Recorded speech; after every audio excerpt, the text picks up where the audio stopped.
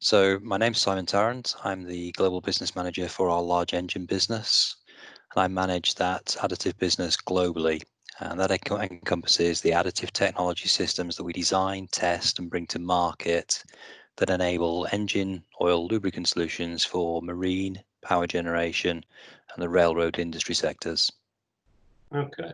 Well, Simon, as you know, prior to COVID-19 and everything that has transpired since, one of the top agenda items on ship owners' minds were the IMO 2020 regulations and the switch to new fuels. So, well, our work began back in 2017 as we embarked on our research to help understand the characteristics of the IMO 2020 compliant fuels, which we now all know as very low sulfur fuel oils or VLSFOs.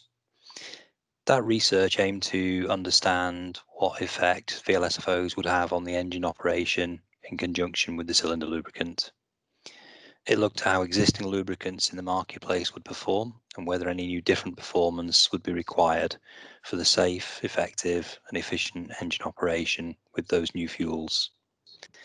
Lubrizol closely examined a number of fuels that were available, and the only market where those were available in 2019 was China.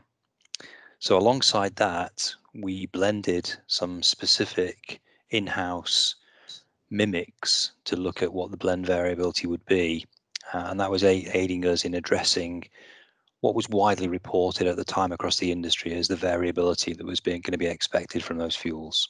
So our laboratory and engine tests corroborated the greatest degree of variability in the fuels and their propensity to cause deposit formation from the combustion characteristics among those VLSFOs. And that was seen even when we used samples from the same source from different times or from samples within a very narrow regional geographical area. That research and development also led to adapting some existing testing and the creation of new proprietary protocols specifically aimed at including the VLSFOs in combination with the lubricant to ensure that there's good additive and lubricant development screening.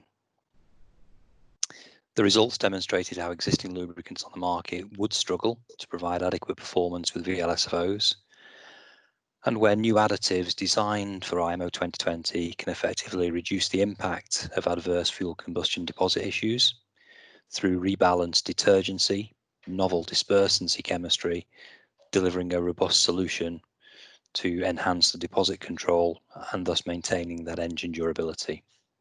What problems specifically have you seen in the last 7 months manifest itself from the use of VLSFOs? Okay, so there's multiple reports out there from the ship owner operator community and across industry organizations of piston deposit issues, along with increased liner scuffing, with one of those reports pointing towards the legacy 40 base number lubricants being the issue. But if I momentarily go back to the findings from those early studies, we were able to reaffirm that those existing legacy lubricants would not be adequate to offer the protection required, and that more advanced solutions was going to be needed to tackle those problems without relying on returning to using high base number lubricants that are the mainstay of cylinder oils with the high sulfur fuels. Using those higher BN lubricants can and does in the short term aid piston cleanliness, but prolonged use can and does lead to over lubrication issues that manifest as issues in other parts of the engines, such as turbo deposit and wear or after treatment deposit fouling. So that research clearly showed a link between the piston cleanliness deposit and the lubricant's ability to cope with that combustion phenomena from the VLSFOs. In the case of scuffing, there could be a number of factors involved, and investigation is required to understand the root cause. But once that root cause is fully understood, appropriate robust wear protection within additives can and will be used to combat those. Can you discuss the Lubrizol solution and how it has evolved in the past 6 to 7 months? Sure. Our solutions are new additive packages specifically designed for cylinder lubricants to be used with those IMO 2020 compliant VLSFOs.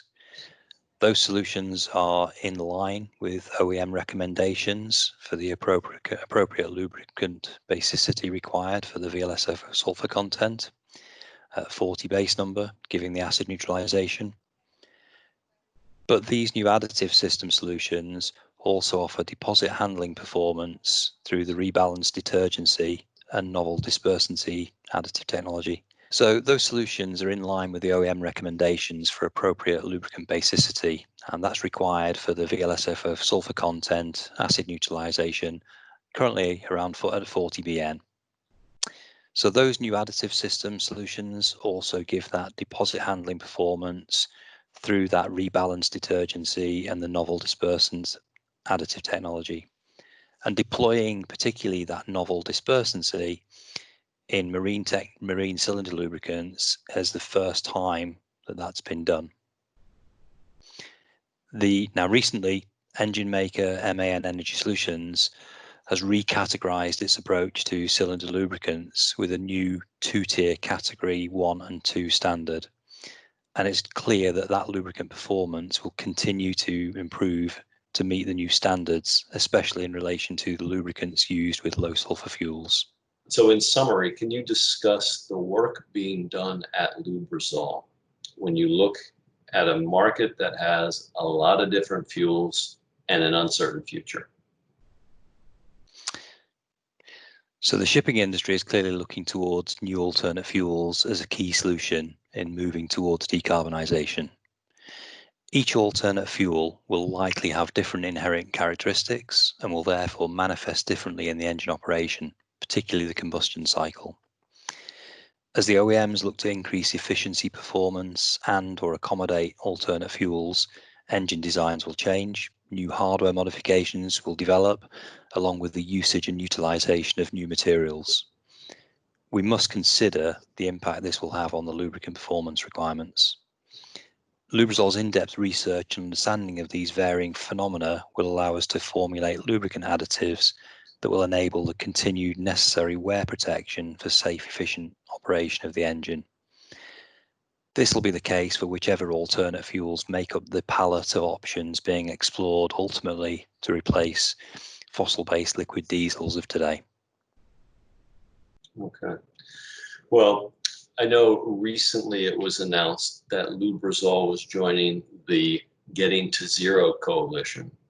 Now, I know that you don't speak for the coalition itself, but can you give us a brief on the coalition, its aim, and specifically Lubrizol's contribution? The ambition of the Global Maritime Forum's Getting to Zero coalition is to have commercially viable zero-emission ships operating along deep-sea trade routes by 2030. This will need to be supported by the necessary infrastructure for scalable zero-carbon energy sources, including the production, distribution, storage, and bunkering. Ships operate for 20 years or more, which means that ships entering the world fleet around 2030 can be expected to be in operation still in 2050. The coalition brings a powerful group of industry stakeholders together to complement the IMO's 2018 announced goal to reduce greenhouse gas emissions from shipping by at least 50% by 2050 as compared to 2008 baseline, whilst pursuing efforts towards ultimately phasing them out. And that was clearly going to drive the future regulatory landscape. That's going to require collaboration and commitment from a broad range of stakeholders who form the coalition, along with many others.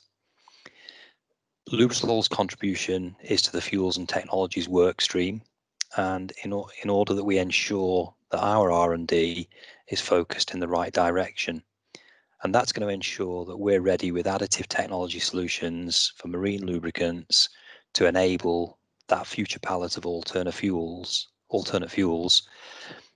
whatever those future fuels will be across the whole global shipping sector.